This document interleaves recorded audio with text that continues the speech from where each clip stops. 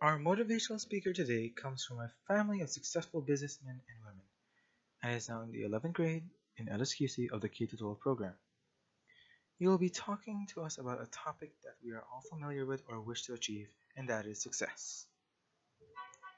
He chose this specific topic because we people who are raised in a competitive society go to any means in order for us to achieve our goal. Our speaker sees this as a problem to our own happiness and state that working to the brink of overexhaustion is not a necessity to be successful. So, without further ado, please give a warm welcome to Oscar. What is the first thing that comes to mind when you see a person with a new car, a lot of money, a beautiful, handsome girlfriend or boyfriend, or both, not judging, high grades, and so on and so forth? We think they're successful.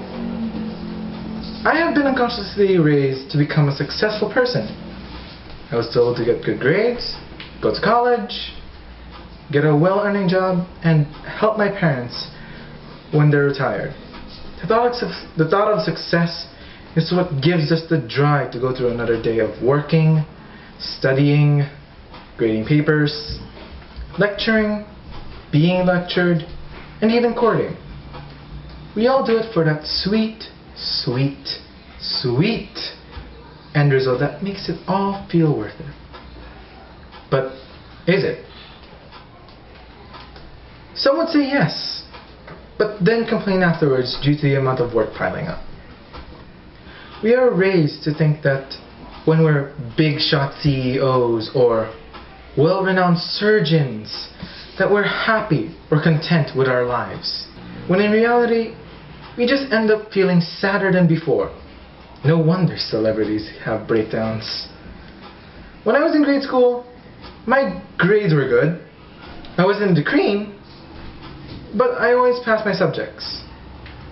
My parents praised me, I was rewarded for my passings, and I even got a Best English Speaker award. With that, I should be a bit happy with my accomplishments and my life a bit. But in reality, I wasn't. When I got into junior high, I drove myself to do more. I studied, I did my homework, I passed my projects on time, I even begged for them to accept my projects even if it was late. I even went so far as to lose sleep.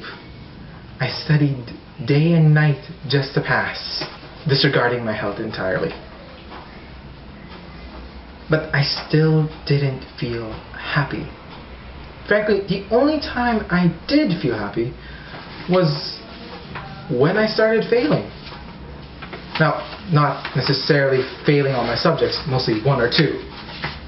However, some of you may still be confused and ask, why would anyone be happy with failing? Well, it's because I stopped worrying. This isn't the best way to tackle it, but my point is, when I stopped worrying,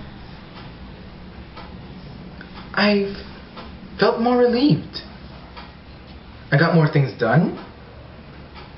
I studied without telling myself to over and over again to focus on the simple paragraph, on a single sentence, reading it for as many times as I can count.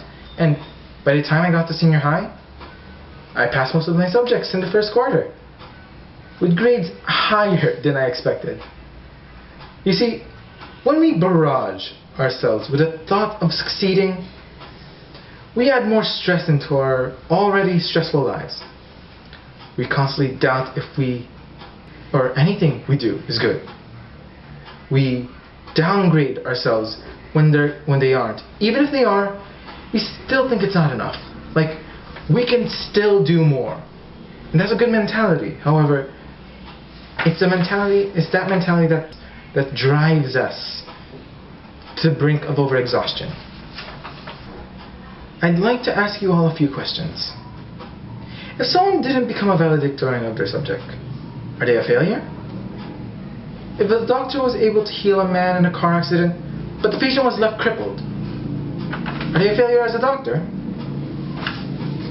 If a teacher couldn't convince a student to study, even though they have tried everything in their arsenal,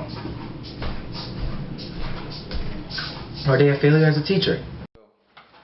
We see success as something big, something that could change the world, or in fact, simply accomplishing some minor tasks such as cleaning your room or finishing a project due today can be considered a success. Again, you don't have to be someone big to be successful. As Albert Einstein said, a calm and modest life brings more happiness than the pursuit of success combined with constant restlessness. Thank you for your time.